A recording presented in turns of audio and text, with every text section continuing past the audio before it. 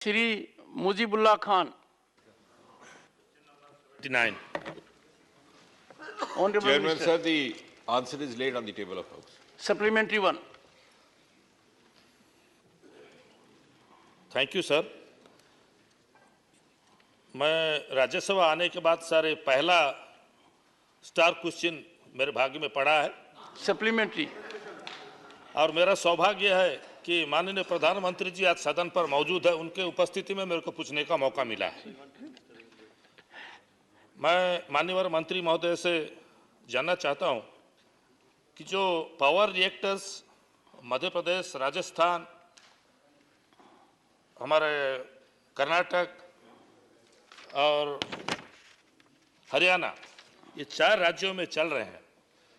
माननीय मंत्री जी उसमें आंसर दिए हैं कि 2031 को ये रिएक्टर्स कंप्लीट होगा।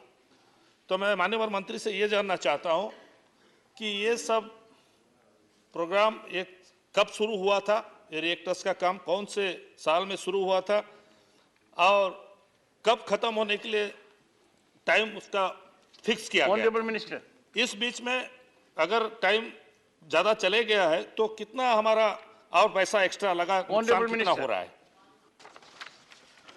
सभापति महोदय, आदरणीय सदस्य का अभिनंदन है और जो उन्होंने प्रश्न किया उसका उत्तर तो उनको उपलब्ध करवा दिया गया, लेकिन इसमें कोई अनावश्यक विलंब नहीं हुआ है। वास्तविकता यह है कि सन 2017 में मंत्रिमंडल की ओर से स्वीकृति दी गई थी और कुल मिलाकर के 1,05,000 करोड़ की लागत से ये सारे प्रोजेक्ट्स बनने हैं, जिसमें 2 रिएक्टर कर्नाटक, 2 हरियाणा, 2 मध्य प्रदेश, 2 राजस्थान। अब 2031 का जो लास्ट डेडलाइन है वो फेज्ड मैनर में है। उसका अर्थ ये नहीं है कि सारे के सारा फंक्शनल उसी साल में होगा, धीरे धीरे फेजेज में ये काम चलेगा, लेकिन ये निरंतर इसकी प्रगति हो रही है। क्योंकि इस सरकार का सन 2014 के बाद प्रधानमंत्री मोदी जी के नेतृत्व में हमने अनेकों ऐसे कारण जो पहले विलंब पैदा करते थे उनकी भी चिंता की है और इसीलिए आपको जानकर के खुशी होगी और आदरणीय सदस्य को भी कि 2013-14 में जब ये सरकार आई थी तो हमारे यहाँ कुल मिलाकर के जनरेशन जो एटॉमिक एनर्जी की होती थी वो थी 35,333 मिलियन यूनिट, जो आज बढ़कर के 47,112 हो गई। अर्थात 60-65 वर्ष में हम केवल 35,000 तक पहुंचे थे और 8 वर्ष में हम 12,000 की उसमें इजाफा हुआ। इसी प्रकार, और ये इसलिए संभव हुआ कि अनेकों ऐसे निर्णय लिए गए प्रधानमंत्री जी के द्वारा जो आउट ऑफ बॉक्स भी थे, पाथ ब्रेकिंग थे। उदाहरण के तौर पर 3,000 करोड़ रुपए का बजट रखा गया exclusive for atomic energy for 10 years. इसके अतिरिक्त ये तय किया गया कि हमारी जनरेशन कैपेसिटी सन 2025-24 तक 3 गुना बढ़ करके हो जाएगी। अक्सर ये हमारे रिएक्टर प्लांट्स और न्यूक्लियर प्लांट्स सीमित थे दक्षिण के कुछ राज्यों तक या पश्चिम महाराष्ट्र में, उनको देश के दूसरे हिस्सों में भी ले जाने का काम शुरू हुआ। जहां हम खड़े हैं इससे कोई 150 किलोमीटर की दूरी पर हरियाणा में गोरखपुर नाम के स्थान पर हमारा एक प्रोजेक्ट अगले 2 वर्ष के भीतर वो भी फंक्शनल हो जाएगा। इसके अतिरिक्त ये पहली बार इस सरकार के द्वारा हुआ 2017 में, जिस साल ये प्रोजेक्ट अप्रूव हुए उसी साल 10 इंडिजिनस प्रोजेक्ट्स पूरे आत्मनिर्भर के मंत्र पर आधारित अप्रूव किए गए इन अ बल्क अप्रूवल। इतना ही नहीं, हमें दिक्कत आती थी फाइनेंशियल कंस्ट्रेंट्स की।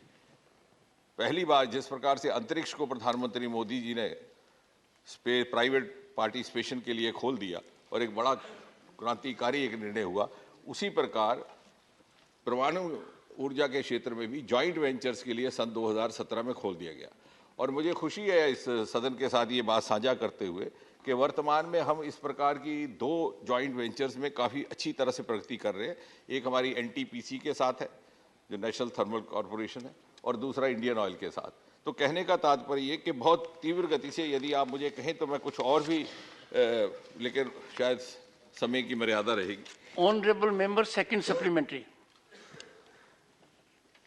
माननीय मंत्री महोदय, हमारे जॉइंट वेंचर में जो पीपीपी मोड में किया गया है, हमारे पार्टनर्स कौन कौन हैं और ये पार्टनर्स आने के बाद हम लोग कितने सफलता हासिल किए? Honorable Minister. पार्टनर्स एक बार दोहराएंगे? ये पीपीपी में पार्टनर कौन कौन है जॉइंट वेंचर में? शायद समझने में, मेरे समझाने में, it is not PPP model. अभी हमने joint ventures for the time being खोला है with the public sector units. शायद वो आगे जाकर के उस पर विचार हो। फिलहाल चूंकि अभी तक तो ये पूरा गोपनीयता में काम करता था, तो 2017 में एक निर्णय लेकर के प्रधानमंत्री जी के नेतृत्व में joint ventures with public sector units, और ये एनटीपीसी और इंडियन ऑयल कॉर्पोरेशन दोनों ही पब्लिक सेक्टर है। पहले चरण में हमने इस तरह का एक प्रयोग और इसके अनुभव से फिर आगे बढ़ने का प्रयास रहेगा। Shri Jairam Ramesh. Sir, my question is completely non-political and I expect Sir, a your question. completely non-political answer. I'd like the Honorable Minister to take the House into confidence. What is the status of negotiations with the French, which has been going on for a long time, for the construction of 1600 megawatt reactors at Jaitapur in Maharashtra? Honorable Minister.